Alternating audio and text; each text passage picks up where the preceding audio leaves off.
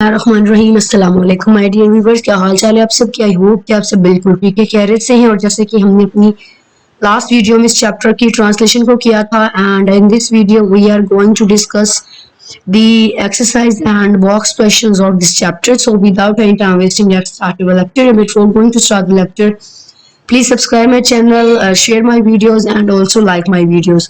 So यहाँ पर पहला सवाल है हमारा कि what is Shapesh comparing couple to in his story about the farm servant. अब यहाँ पर कहते हैं कि जो शापेश है वो अपनी कहानी में कपिल को जो है वो एक किसान से क्यों कंपेयर उसने किया या क्यों उसको करता है। तो ये सवाल का जवाब देने से पहले मैं आपको ये बात बता दूं बेटे कि एग्जामिनर ने जो है वो आपको ये नहीं देखना कि आपका सवाल कितना छोटा है या कितना बड़ा है।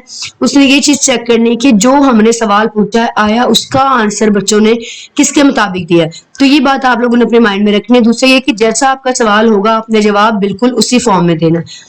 तो यहाँ पर हमारा जवाब है जी, Shapesh compares couple to a farm servant who neglected to show seed and later showed weed as a proof of his land's richness.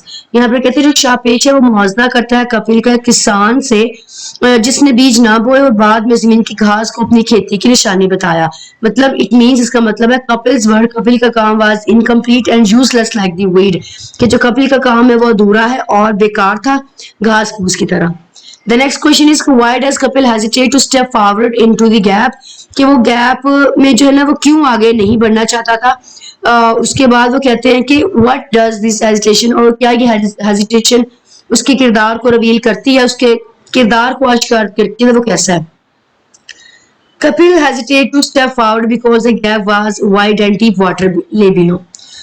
Kapil ने आगे बढ़ने में हिचकिचाहट की क्योंकि सामने बड़ा शगाफ और नीचे गहरा पानी था। दिस हेजिटेशन, ये जो हिचकिचाहट है, शो जाहिर करते ही was fearful, weak and lacked courage, के उसके डर, कमजोरी और बुजदिली को जाहिर करती है। द क्वेश्चन नंबर 3 इज के what is the significance of Shapesh leaving Kapil's are surrounded by his bodyguard, कि इसकी क्या अहमियत है कि जो शापेश है वो कपिल के इर्द गिर्द अपने बॉडीगार्ड्स को छोड़ गया।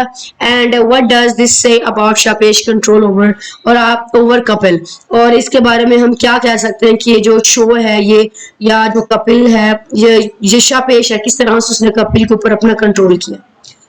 शापेश left Kapil with bodyguard so he could not move और escape.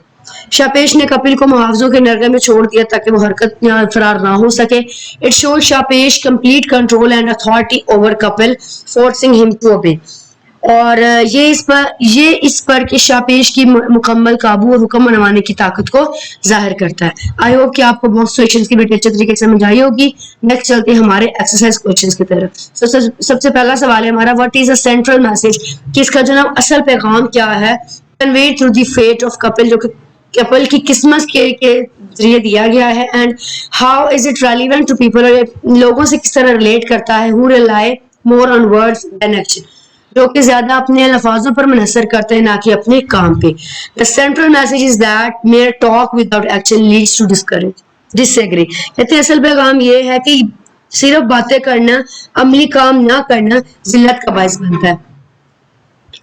Kapil's fate shows that people who rely only on words, और कपिल की जो किस्मत ये शो करते हैं कि वो लोग जो सिर्फ अपने अल्फाजों पर रहते हैं विदाउट हार्ड वर्क, बिना काम किए, एंड अप ह्यूमिलेटेड, उनके जो एंड है वो कहाँ पर होता है, वो आखिर में रुसवा होते हैं। अगर हमारा सवाल नंबर 2 है कि how does Shapesh use scarism and irony in his treatment of couple, and what does this reveal about his leadership style.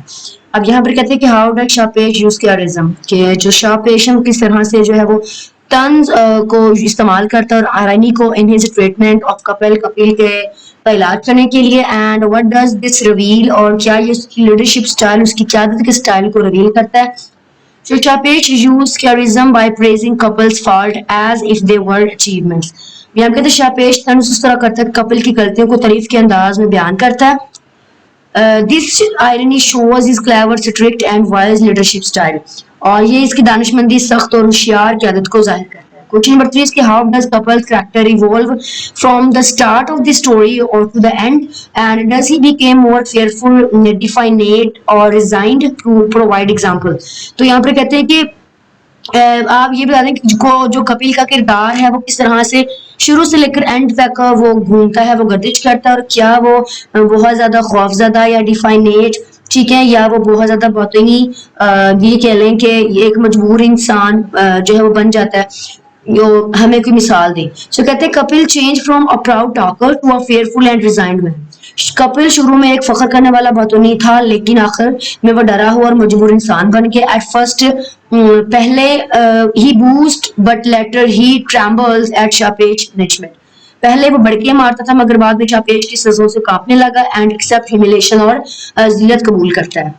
So the question number 4 is how does the setting of an unfinished palace function symbolically to reflect couples incompleteness and the consequences of idle talk। कहते हैं कि ये जो एक महल, जो एक नामुकम्मल महल है, उसकी सेटिंग क्या किस बात की अलामत करती है, किस चीज को रिफ्लेक्ट करती है, कपिल की इनकम्प्लीटनेस को, और जो वो बेवकूफाना बातें करता है उसके क्या नताइज है। The unfinished palace symbolizes couples' incomplete work and empty words। यहाँ पर कहते हैं अधूरा महल कपिल की अधूरे और खोखली बातों की अलामत है। It shows how idle talk leads to failure and expose incompleteness। और ये जाहिर करता है कि फजूल गोई नाकामी और नाइली को किस तरह से बेनकाब कर देती है। आगे क्वेश्चन नंबर 5 इस बेटे की शापेश uses a metaphor about the firm servant who failed to succeed। What does this metaphor reveal about the perspective on couples work। कहते हैं कि जो शापेश ने मेटाफर इस्तेमाल किया, मेटाफर का मतलब होता है कि सिंबली का मतलब होता है कि आप एक चीज से उसको कंपेयर करते हो, और मेटाफर में क्या करते हो कि आप वो चीज बना देते हो। तो कहते हैं कि वो किस तरह से उसको से रिलेट करता है, किस तरह से वो उसको ना एक सर्वेंट की मेटाफर तशबीह देता है। तो कहते हैं the metaphor shows Shapesh viewed Kapil's world के एज यूजलेस। ये सारा जाहिर करता है कि शापेश ने कपिल के काम को बेकार समझा। Just like weed proved the farmer's laziness.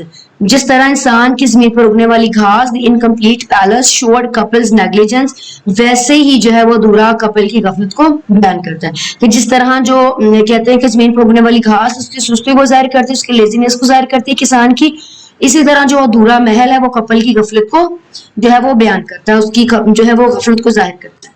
So question number 6 इस बेटे कि how does the story begin, कि किस तरह से एक्सपोजिशन का मतलब था किसी चीज का शुरुआत होना, एंड व्हाट की इंफॉर्मेशन, और हमें क्या मालूमात मिलती है शापेश और कपिल से सीखने को।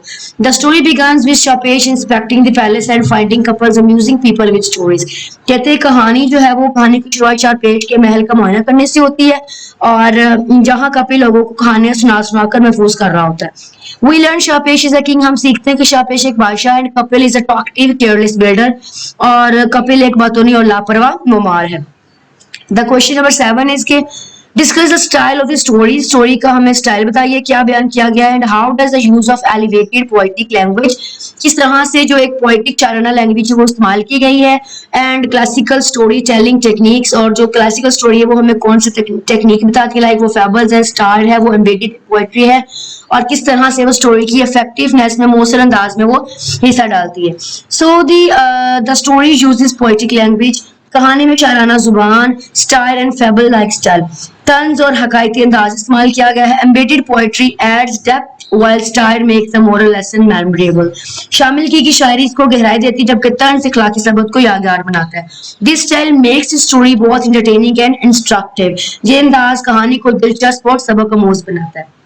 The last question is कि how do humor, wit and style often serves as a method of storytelling to comment on political and social issues। यहाँ पर कहते हैं कि जो मुशर्रती मसाइल हैं, या ये कह लें कि या जो कहते हैं कि पॉलिटिकल या सियासत पर जो एक कहानी बताना है वो किस तरह से एक मजाक में वो चीज़ आ जाती है।